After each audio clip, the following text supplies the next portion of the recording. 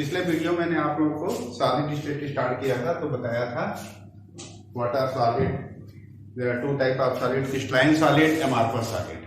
फिर बताया था on the basis of constituent particles solid are of 4 type: ionic, covalent, molecular and atomic solid. उसी continuation में आज का वीडियो में भी स्टार्ट करता हूं terminology in solid state chemistry. इसमें कौन कौन से टर्म्स होते हैं वो आज हम लोग स्टडी करेंगे, राइट, वो पढ़ेंगे। तो सबसे पहले वाला टर्म है नंबर 1 इज क्रिस्टल लैटिस, या इसको बोलते हैं और स्पेस लैटिस, या बोलेंगे क्रिस्टल लैटिस या स्पेस लैटिस। अगर हिंदी में आपको पढ़ना है तो इसको बोलते हैं आकाशीय जालक, आकाशीय जालक इसको बोलते हैं। तो जैसे आपने देखा होगा, नमक देखा होगा या शुगर के क्रिस्टल देखा होगा, तो उसको अगर ध्यान से देखोगे तो इसमें छोटे छोटे ऐसे क्यूब्स होते हैं, ऐसे छोटे छोटे जो है क्यूब्स होते हैं, ऐसे बहुत सारा नेटवर्क होता है, नेटवर्क का जाल होता है, राइट। तो ये जो है इसको हम लोग क्या बोलते हैं, ये जो रिप्रेजेंटेशन है ऐसे नेटवर्क पूरा हुआ, तो इसी को बोलते हैं क्रिस्टल लैटिस और स्पेस लैटिस और आकाशीय जालक। तो अगर इसको डिफाइन करेंगे तो इसमें तीनों डायमेंशन होता है, this is Y axis, this is X axis and this one is Z axis. तो इसमें हमने तीनों डायमेंशन रिप्रेजेंट किया है, तीनों एक्सिस रिप्रेजेंट किया, तो इसको बोलेंगे क्रिस्टल लैटिस। इसको डिफाइन करेंगे, it is 3D representation of a crystalline solid। Crystalline solid के 3D रिप्रेजेंटेशन को क्रिस्टल लैटिस या स्पेस लैटिस या आकाशीय जालक कहते हैं। अब इसमें दूसरा जो टर्म है नंबर 2 इज यूनिट सेल। इसको क्या बोलते हैं, दूसरा टर्म है यूनिट सेल, हिंदी में बोलते हैं इकाई सेल, ठीक है। तो अब जैसे क्रिस्टल को देखो तो अगर ध्यान से देखोगे तो इसमें एक छोटा सा क्यूब, इसका जो स्मॉलेस्ट क्यूब होगा जो बार बार रिपीट हो रहा है, उसको हम लोग ऐसे दिखाएंगे। ये इसको अगर देखोगे तो ध्यान से, इसमें छोटे छोटे छोटे छोटे छोटे छोटे बहुत सारे क्यूब, किसी में क्यूबाइड होते हैं, अलग अलग क्रिस्टल में अलग अलग चीजें, अलग अलग स्ट्रक्चर्स होते हैं, और वही स्ट्रक्चर बार बार रिपीट होते हैं, ठीक है। और यूनाइट करके क्या होते हैं, जेंट मॉलिक्यूल बना लेते हैं, लार्ज मॉलिक्यूल बना लेते हैं 3D नेटवर्क में, है ना। तो इसको जो स्मॉलेस्ट यूनिट होती है, this smallest unit is called unit cell. तो यूनिट सेल को कैसे डिफाइन करेंगे, it is smallest, it is smallest repeating unit of a smallest repeating unit of a crystalline solid। इसको बोलते हैं यूनिट सेल और इकाई सेल। तो स्मॉलेस्ट यूनिट जो होती है इसकी यूनिट सेल होती है। यूनिट सेल को आप ऐसे रिप्रेजेंट करोगे, क्यूब टाइप का होगा या क्यूबाइड टाइप का होगा, depending on the nature of the crystal. तीसरी चीज होती है, अब यूनिट सेल जो भी एटम होता है, जो भी आपका सब्सटेंस होता है, क्रिस्टलाइन सॉलिड होता है, तो मैंने बताया था पिछले टर्म पे कि जो है पिछले वीडियो में बताया था ये 3 टाइप के पार्टिकल से बने होते हैं, या तो एटम होंगे या आयन होंगे या मॉलिक्यूल होंगे। एटम, आयन या मॉलिक्यूल। तो यूनिट सेल के अंदर एटम, आयन और मॉलिक्यूल ऐसा नहीं कि हर जगह प्रेजेंट होंगे, कुछ स्पेस ऐसे होंगे, इसमें कुछ जगह ऐसी होगी जहां पर ये प्रेजेंट होते हैं। तो जहां पे प्रेजेंट होते हैं, जैसे कहीं कार्नर पे होते हैं, एज पे होते हैं, तो जो भी है जहां पे होते हैं उसको हम बोलते हैं लैटिस पॉइंट, लैटिस पॉइंट, क्या बोलते हैं इसको, लैटिस साइट। लैटिस साइट को डिफाइन करें, कैसे करेंगे, it is space in unit cell where atoms are ions or molecules, मतलब ये तीनों कहेंगे कांस्टेंट पार्टिकल्स आर प्रेजेंट, इसको बोलेंगे लैटिस पॉइंट, ठीक है। ये हो गया लैटिस पॉइंट। लैटिस पॉइंट के बाद नेक्स्ट इज, अब आते हैं next fourth one is interfacial angle.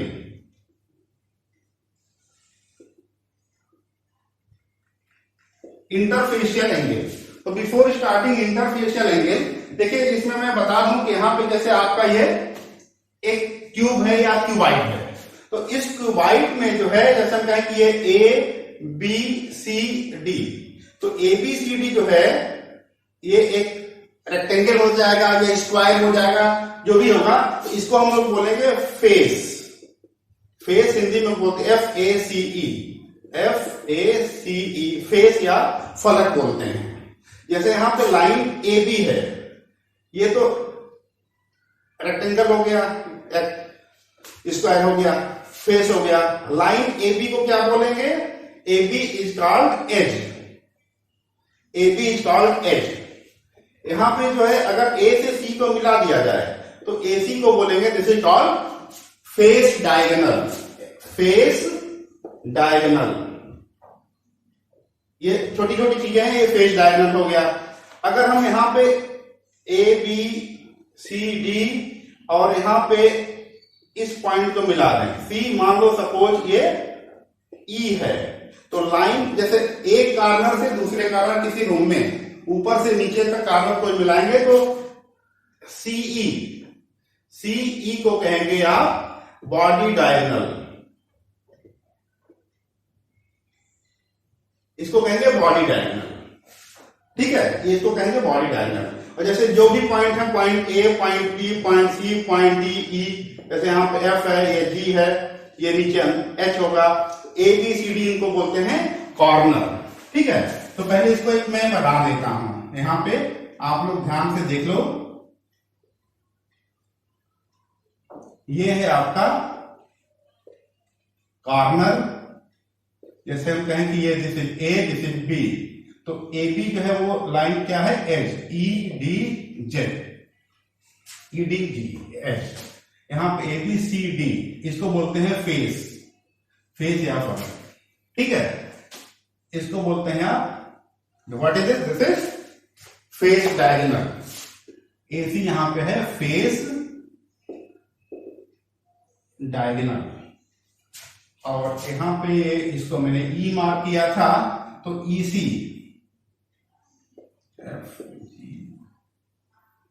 ई सी ई, इसको बोलेंगे बॉडी डायगोनल, बॉडी डायगोनल।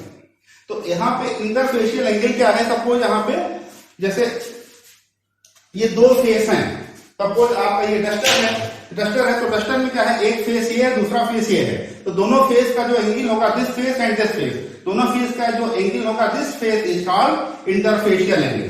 तो दो फेसों के बीच का जो एंगल होता है इसको बोलते हैं interfacial angle. It is angle between two inclined faces in a unit cell। एक यूनिट सेल में दो इंक्लाइंड फेसों के बीच का जो एंगल होता है उसको क्या बोलते हैं? That is called interfacial angle. और इसकी जो इंटरफेशियल एंगल की वैल्यू जो होती है, it is different for different crystal, और क्रिस्टल टू क्रिस्टल इसकी वैल्यू जो होती है वो कांस्टेंट होती है। किसी के लिए 90 डिग्री होगी, किसी के लिए 120 डिग्री होगी, तो हर क्रिस्टल की अपनी एक आइडेंटिटी होती है इंटरफेशियल एंगल, ठीक है।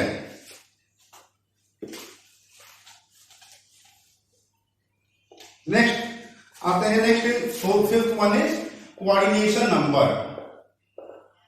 कोऑर्डिनेशन नंबर, या इसको हिंदी में बोलते हैं समन्वय संख्या। तो मान लो समन्वय संख्या होता क्या है? समन्वय संख्या का मतलब है कि बहुत सारे स्क्वायर्स हैं, जैसे मान लो आपके एक ही टाइप के बहुत सारे स्क्वायर्स ऐसे आपने रख दिया, एक यहां पर रखा, दूसरा रखा, तीसरा रखा, चौथा रखा, पांचवा रखा, छठा रखा, 6 प्लेन में ऐसे आपने रख दिया। तो ये बीच वाला जो है इसको कितने टच कर रहे हैं? 1 2 3 4 5 6, तो हो सकता है इसके ऊपर भी हो, इसके नीचे भी हो। तो एक स्फेयर को 3D स्पेस में जितने अदर स्फेयर टच करते हैं, मतलब जितने नियरेस्ट नेबर होते हैं, maximum number of nearest neighbour, उसको हम बोलते हैं उसका कोऑर्डिनेशन नंबर। तो how you define coordination number? Coordination number क्या होता है? It is maximum number of nearest lattice point of a particular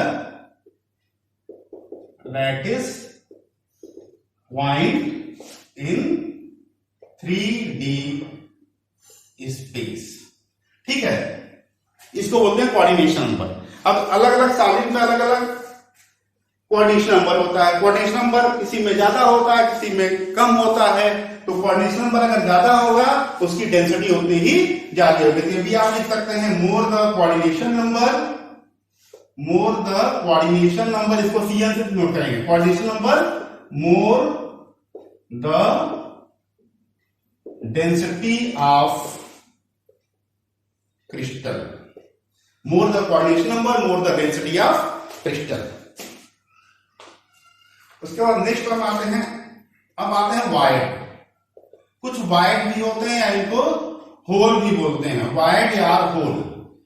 wired बोलेंगे या होल बोलेंगे, ठीक है। कुछ होल होते हैं, जैसे मान लो तो होल कुछ जगह होती है तो खाली जगह होती है, बहुत सारे स्फीयर को आपने एक साथ सटा के रखा, चिपका के रखा, तो वहां पे ऐसा नहीं कि पूरा स्पेस कवर हो जाएगा, कुछ खाली स्थान होगा। तो जो खाली स्थान होते हैं उसको हम लोग बोलते हैं वायर्ड। ठीक है, तो वायर्ड में क्या होता है, डिफरेंट टाइप के वायर्ड होते हैं। नंबर 1 पहला इसमें आप पाते हैं ट्राइगोनल वायर्ड। ट्राइगोनल वायर्ड क्या होता है? सपोज आपके पास 3 स्फीयर्स हैं, सपोज यू हैव 3 स्फीयर्स, या तीन जो है स्फीयर्स, लाइक जैसे मान लो 3 हैं, 1, 2 और 3। इन तीनों को आपने जो है suppose all these 3 if you put in a plane, एक प्लेन में आपने ऐसे रखा, एक दूसरा वाला 2 अगल बगल रख दिया और तीसरा ठीक इन दोनों के आगे रखा, एक जमीन ऐसे प्लेन में रख दिया, लाइक दिस। देखिए ऐसे रखा, और इन तीनों के सेंटर को अगर मिला दिया जाए तो एक आपको क्या मिलेगा? अगर सभी एक ही साइज के स्क्वायर है तो सबका रेडियस बराबर होगा। तो यहाँ पे ये जो ट्रायंगल मिलेगा ABC, तो यहाँ पे ये जो बीच में जगह होगी दिस वन, इस जगह को हम लोग बोलेंगे ट्राइगोनल वायर्ड। ठीक है, इसको बोलेंगे trigonal void. How to define it? It is space surrounded by 3 spheres। ठीक है, और अगर इसके अंदर अगर छोटा सा कोई पार्टिकल रख दें, you put small particle in this wire, इस वायर के अंदर अगर छोटा सा पार्टिकल रख दें, जैसे मान लो ये ब्लू कलर का एक पार्टिकल यहाँ पे है, तो ये जो ब्लू वाला होगा कितने को टच कर रहा है? A को टच कर रहा है, B को टच कर रहा है, C को टच कर रहा है ना, तीनों स्क्वायर को टच कर रहा है। तो 3 को टच कर रहा है, तो इसका कोऑर्डिनेशन नंबर क्या होगा? Coordination number of 3D trigonal wired is 3। इसका कोऑर्डिनेशन नंबर क्या होता है? इसका कोऑर्डिनेशन नंबर होगा आपका 3। मूव, ठीक है, कोऑर्डिनेशन नंबर। नेक्स्ट वायर्ड आपका आता है, नेक्स्ट आते हैं टेट्राहेड्रल वायर्ड।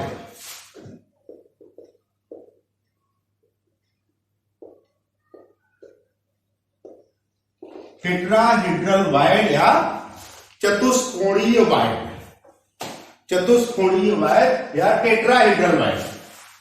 टेट्राहेड्रल वायर्ड क्या होता है? पहले डेफिनेशन में बता दूं, it is 3D space surrounded by 4 spheres. 4 spheres, ठीक है। और उसमें कंडीशन क्या होती है? आउट ऑफ 4 जो 4 होते हैं, 3 in a plane and 1 above the plane, like this. जैसे आपके पास 3 स्फीयर्स हैं, तो 3 स्फीयर्स हैं, तो देखो 4 स्फीयर्स हैं कुल 4, तो 3 को आपने जैसे ट्राइगोनल वाइड बनाया था वैसे आपने रखा, 3 को आपने ऐसे रखा जैसे आपने बनाया ट्राइगोनल वाइड। कोई ए बी सी हो गए, ए बी सी, ये बन गया आपका इक्विलेटरल ट्रायंगल, क्योंकि सबकी रेडियस बराबर है, सभी एक ही साइज के हैं। अब आपके पास चौथा है, तो if you put one more, 3 तो एक प्लेन में हो गए, एक एबव द प्लेन, तो उस तीसरे को जैसे आपने इसके ऊपर रख दिया, ऊपर रख दिया, तो इन तीनों का सेंटर को मिलाया तो आपको एक ट्रायंगल मिल गया। और नीले वाला का ऊपर होगा, एक्चुअली ऊपर होगा, यहाँ पे दिखा नहीं पाएगा, 3D में यहाँ पर है, तो उसको मिलाएंगे, सभी को मिला देंगे आप, तो आपको कितने ट्रायंगल दिखाएंगे, हाउ मेनी ट्रायंगल, एक ट्रायंगल बेस में होगा और 3 ऐसे खड़े होंगे। तो टोटल ये जो एरिया होगा, this area is surrounded by 4 equilateral triangle. और 4 इक्विलेटरल ट्रायंगल से जो 3D स्पेस सराउंडेड होता है उस स्पेस को हम लोग बोलते हैं टेट्राहेड्रल। तो ये इसके अंदर जो स्पेस होगा, this space is called tetrahedral void, this is tetrahedral void. इसको देखो हम ऐसे दिखा सकते हैं लाइक दिस। देखिए आपके पास 4 स्क्वायर, बोला 4 स्क्वायर, तो 4 स्क्वायर में से 3 स्क्वायर हैं, 3 स्क्वायर ये हैं, 3 स्क्वायर जैसे ये ग्रीन कलर के हैं, ये ग्रीन कलर के 3 स्क्वायर हैं, इसको मैंने ऐसे रख दिया, ठीक। देखिए इसे जाएगा 3 स्क्वायर हैं, एक प्लेन में रखे हैं, इन तीनों के ट्रायंगल, तीनों के सेंटर को मिलाओगे तो ट्रायंगल एबीसी बन गया।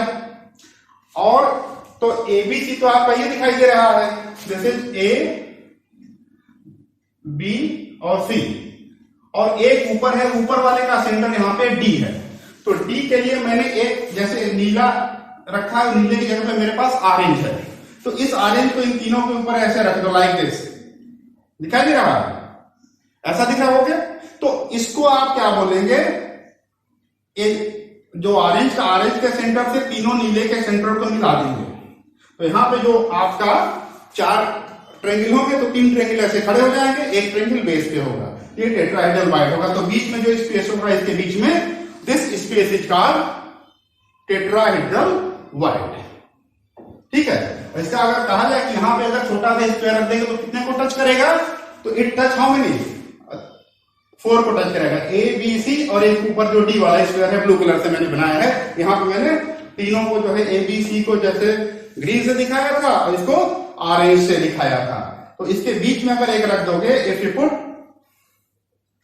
तो यहां पर जो होगा वो 4 को टच करेगा, 3 हरे वालों को और एक ऑरेंज वाले को। इसका कोऑर्डिनेशन नंबर कितना होता है, कोऑर्डिनेशन नंबर इज 4।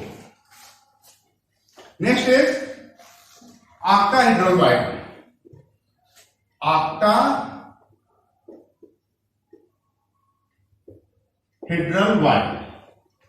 ऑक्टाहेड का नाम देखिए, ऑक्टा मींस 8, तो यहां पे देखिए टेट्राहेड्रल में तो 4 था, ऑक्टाहेड्रल में 8 स्फीयर्स नहीं होते हैं, यहां पे क्या होता है 8 फेस होते हैं, 8 ट्रायंगल होते हैं। क्या होता है, कैसे करेंगे, इट इज, कैसे डिफाइन करेंगे, it is 3D space surrounded by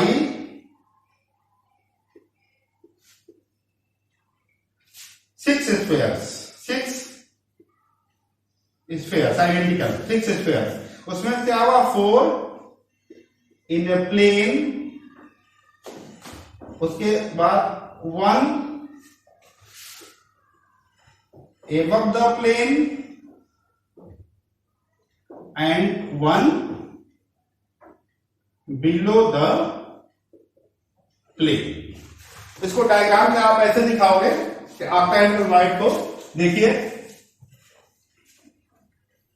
अगर आपके पास जो है 4 टोटल 6 स्क्वायर्स हैं, तो 6 स्क्वायर में से जो है 4 को आप ऐसे रखो, एक प्लेन में आप ऐसे रख दो, you can put like this. तो चारों के सेंटर को अगर मिलाओगे तो आपको मिल जाएगा एक square, square A B C D, एक स्क्वायर बन गया। और एक और आपके पास है जो यहां पे 2 और हैं, तो 2 ब्लू कलर से बना, एक इन चारों के ऊपर ऐसे रख दीजिए और एक एज्यूम करिए कि इन चारों के ठीक नीचे होगा, ठीक है, चारों के नीचे होगा। तो यहां पे ए बी सी डी को हम ऐसे बनाते, ए बी सी डी, एक स्क्वायर बन गया। और जो ऊपर ब्लू वाला रखा है, मान लो उसका जो सेंटर है वो यहां पर है, यहां पर, तो उसको हम यहां पे दिखा सकते हैं, वो डी है मान लो पॉइंट, तो इसको अगर मिलाया जाए तो ऐसे मिल जाएगा। ऐसे जो नीचे होगा, चारों के नीचे होगा, मान लो वो ई है, यहां पर उसका सेंटर है, तो ऐसे मिलाओगे तो आपको मिल जाएगा ये। तो एक आपका हेड्राम, यहां पे जो कवर करोगे तो 4 ट्रायंगल ऊपर हो जाएंगे और 4 ट्रायंगल नीचे हो जाएंगे। तो ये जो एरिया होगा, this whole area is covered by how many triangles? This area is covered by 8 triangles. Triangle बनेंगे 8, इस वजह इसको बोलते हैं आपका हेड्रल वायर। आपका हेड्रल वायर, यस, ठीक है। तो आपका हेड्रल वायर का इसका कोऑर्डिनेशन नंबर कितना होता है? Coordination number is 6। जैसे अगर इसके अंदर कोई चीज, आप कोई दूसरा छोटा पार्टिकल कैटायन घुस जाए, मान लो ये सब एनायन है, तो ये कैटायन जो है टोटल 6 को टच करेगा, ठीक है। ए बी सी डी को, एक ऊपर डी और नीचे ई, इसको टच करेगा। इसको देखो ऐसे हम निकाल सकते हैं, इसको ये तो गिर जाता है। तो जैसे आपके पास जो है 6 है, तो 6 में से जो है ए बी सी डी, ये 4 ऐसे मैंने रख दिया लाइक दिस, 4 एक प्लेन में रख दिया, और एक ऑरेंज कलर का ठीक इसके ऊपर ऐसे रखा, और एक ऑरेंज एज्यूम करो कि इसके ठीक नीचे है। तो यहां पे जो बीच में जो स्पेस होगा, this space is surrounded by 8, sorry, surrounded by 6 square. तो इसको बोलेंगे आपका क्या होगा, ठीक है, 6 से सराउंडेड होगा, बट इसको मिलाएंगे तो 4 ट्रायंगल ऊपर होंगे, 4 ट्रायंगल नीचे होंगे, तो ये आपका हेड्रॉन स्ट्रक्चर हो गया।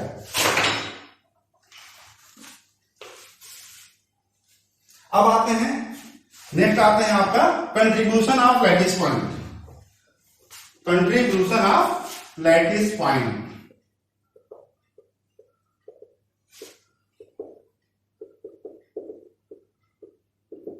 Contribution of lattice point. तो कंट्रीब्यूशन कैसे होता है? जो भी स्फेयर्स होते हैं वो जहां पे प्रेजेंट होते हैं, तो इसमें 4 चीजें हैं। पहला है एट कॉर्नर, जो कॉर्नर पे होता है। जैसे मान लो आपके पास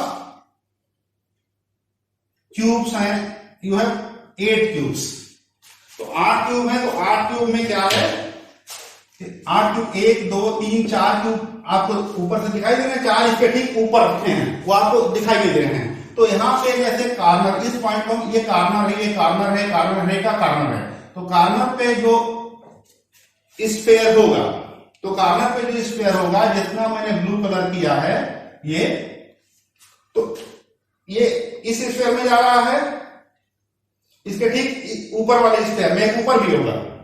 तो एक्चुअली क्या है कि पहले तो आपको 4 दिखाई दे रहा है, लेकिन ये 8 के बीच में कॉमन है। तो कॉर्नर पे जो होता है इट कंट्रीब्यूट 1/8 पार्ट, ये हमारा 1/8 पार्ट है।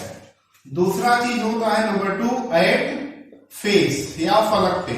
अगर फेस पे होगा, सपोज फेस, ये चीज हमको फेस बोलते हैं, ए बी, एक ही क्यूब है आपके पास, इस क्यूब के ऊपर एक और क्यूब है, तो यहां पे अगर लैटिस पॉइंट होगा, अगर इसमें होल कर दिया जाए और एक सेमी स्फीयर इसके अंदर ठीक इसमें डाल दिया जाए, कोई भी एक स्फीयर डाल दिया तो सेमी स्फीयर इसके अंदर होगा, सेमी स्फीयर ऊपर होगा। तो यहां पर जो होगा फेस वाला जो होगा, इट कंट्रीब्यूट, एक क्यूब में कितना जाएगा, इसका आधा पार्ट। तीसरी चीज होती है नंबर 3 एट एज। अगर एच की बात करें, तो एच की बात करें तो एच का मतलब यह है, जैसे मान लो 4 क्यूब हैं, यहां पे तो आपको 2D में दिख रहा है, तो क्यूब हैं 4 रखे हुए हैं, तो इस पोजीशन को हम लोग बोलते हैं एज। तो एज पे ये जो पोजीशन होगी, दिस वन, ये दिखाई दे रहा है 2 के बीच में, बट 2 इसके ऊपर होंगे, तो कितने के बीच में कॉमन होगा, ये 4 के बीच में। तो 4 के बीच में एक स्क्वायर कॉमन होगा, तो ये कंट्रीब्यूट करेगा 1/4 पार्ट, ठीक है। And last one is at centre.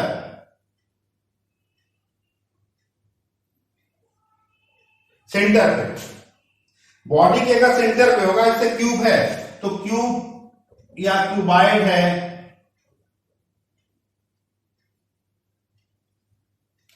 अगर मान लो ठीक इसके बॉक्स के ठीक सेंटर होगा, नहीं दूसरे बॉक्स में नहीं कॉमन होगा ना, ये तो दूसरे बॉक्स में नहीं कॉमन होगा, तो ये अकेला होगा, तो ये हमेशा जो है एक यूनिट सेल को अपना पूरा 1 पार्ट देगा, राइट। ये हो गया कंट्रीब्यूशन। इस पे आपको जैसे क्वेश्चन दिए जाते हैं कि है ना, क्वेश्चन आपको करना है कि कुछ एटम जो है कॉर्नर पे हैं, कुछ फेस पे हैं, कुछ एज पे हैं, तो उसका आपको फॉर्मूला फाइंड करना है, ठीक है। नेक्स्ट वन पे आगे कंटिन्यू करेंगे।